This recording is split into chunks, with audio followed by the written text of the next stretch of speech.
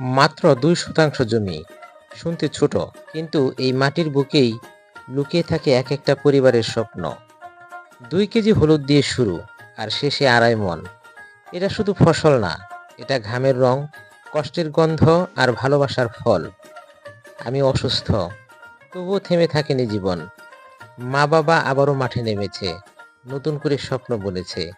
কামলার হাত, মায়ের মমতা, বাবার নীরব পরিশ্রম, সব মিলিয়ে এই হলুদের প্রতিটা দানা যেন একটা গল্প বলে। পানিতে ধোয়া, আগুনে সিদ্ধ করা, রোদে শুকানো, এই প্রতিটা ধাপেই লুকিয়ে থাকে হাজার কষ্ট। তবুও মুখে একটুকু হাসি, কারণ তারা জানে এই হলুদই একদিন ঘরের চাহিদা মেটাবে। জীবনটা ঠিক এই হলুদের মতোই, আগে কাঁচা, তারপর আগুনে পুড়ে, শেষে রোদে শুকিয়ে শক্ত হয়, তবে আসল রংটা বের হয়। হয়তো এবছর এমনই যাবে, কিন্তু এই ছোট্ট জমি আর আমাদের পরিশ্রম একদিন বড় গল্প হবে, যেখানে কষ্ট হার মানবে আর স্বপ্ন জিতবে।